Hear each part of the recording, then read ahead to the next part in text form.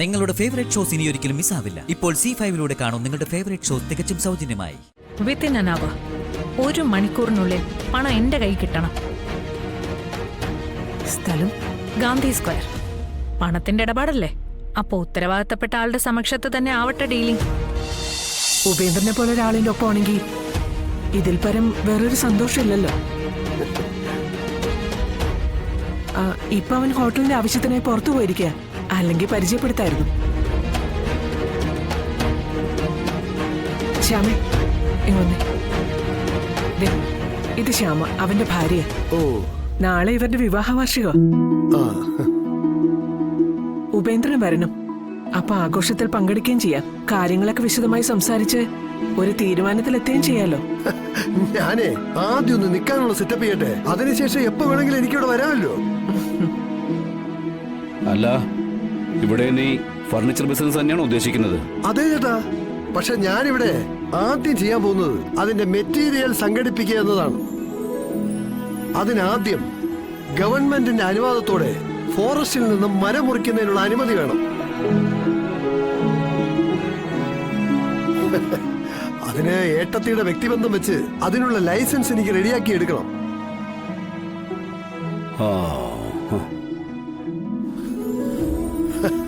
അതിനും കൂടി ആയിട്ടാ എന്റെ ഈ വരവ്.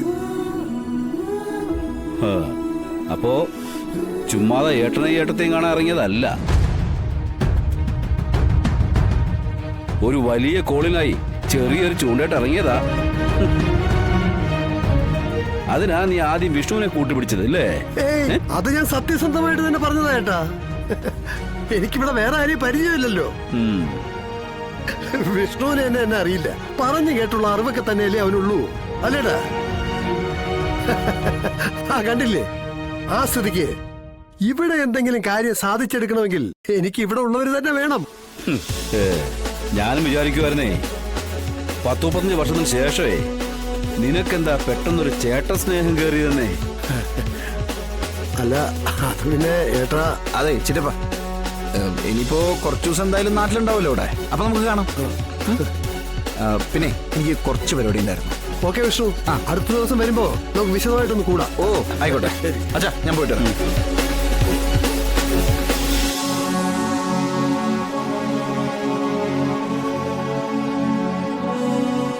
കേറുന്നില്ലേ? ആ കേറാം.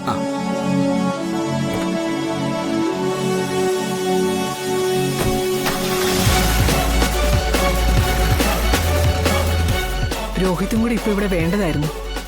എങ്കിൽ കാര്യങ്ങൾക്കൊക്കെ ഇന്ന് തന്നെ ഒരു തീർപ്പുണ്ടായേനെ. അത് തന്നെയാ ഞാനിപ്പോ ആലോചിച്ചത്. എന്തായാലും കാര്യങ്ങളൊക്കെ ഞാൻ ഫോർവേഡ് ചെയ്യാം. ഈ ബിസിനസ് ഇവിടെ സക്സസ് ആവുകയാണെങ്കിൽ ഞാൻ നമ്മുടെ നാട്ടിലേക്ക് തന്നെ തിരിച്ചു പോരും.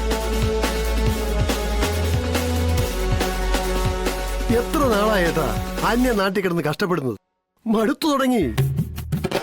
ഒന്നുമില്ലെങ്കിലും അവസാന കാലത്തെങ്കിലും വേണ്ടപ്പെട്ടവരോടൊത്ത് കഴിയാമല്ലോ.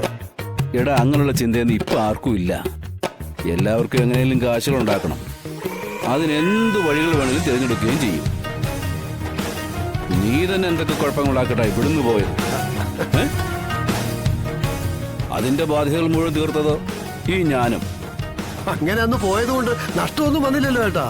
ഇട്ടുകൂടാനുള്ള പണം ഞാൻ ഉണ്ടാക്കിയില്ലേ. പക്ഷെ ഇനി എന്റെ ലക്ഷ്യം ഇവിടെ നമ്മുടെ സ്വന്തം മണ്ണില് വേരുറപ്പിക്കുക എന്നതാണ്. അതിന് ഏട്ടനെ എടുത്ത് എന്നോടൊപ്പം നിന്ന് തന്നാ മതി, ബാക്കിയൊക്കെ ഞാൻ നോക്കിക്കൊള്ളാം.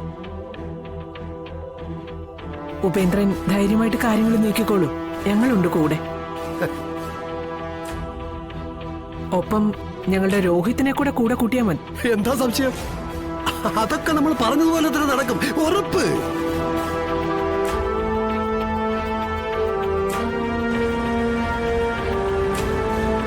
ഞാൻ ഇപ്പൊ വന്നിരിക്കുന്നത് വലിയൊരു ബിസിനസ് ഓഫറുമായിട്ടാണ്. എനിക്ക് ഇവിടെ അത് നടത്തിക്കൊണ്ടുപോകാൻ ഒരാൾ വേണം, ഒരു വർക്കിംഗ് പാർട്ട്ണറായിട്ട് നിനക്ക് എന്നോട് നിന്നൂടെ?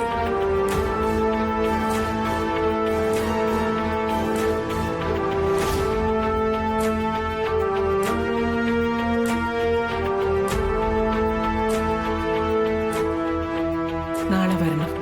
നീ പറഞ്ഞതുപോലെ കളക്ടർ ശാലിനിയായിട്ടല്ല, സത്യഭാമിയുടെ മകൻ വിഷ്ണുവിന്റെ ഭാര്യയായ ശാലിനി വിഷ്ണുവായി.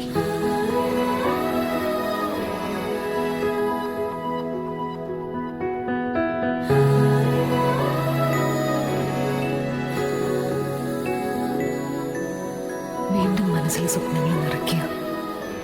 സത്യമ്മ എന്നെയും സത്യയും വീട്ടിലേക്ക് ക്ഷണിച്ചിരിക്കുന്നു. അതിന്റെ അർത്ഥം സത്യ അവർ അംഗീകരിച്ചു കഴിഞ്ഞിരിക്കുന്നു. ഇല്ലെങ്കിൽ വിഷ്ണുവേട്ടന് വേണ്ടി അവർ അംഗീകരിക്കാൻ നിർബന്ധിക്കപ്പെട്ടിരിക്കുന്നു. സത്യാമ്മയുടെ ഈ മനമാറ്റത്തിന് അതിന് പിന്നിൽ തീർച്ചയായിട്ടും ശാരദാമ്മയുടെ ദൈവങ്ങൾക്ക് നല്ലൊരു പങ്കുണ്ടാവും. ഇല്ലെങ്കിൽ ഇത്ര വേഗം സത്യാമ്മയുടെ മനസ്സ് മാറില്ല.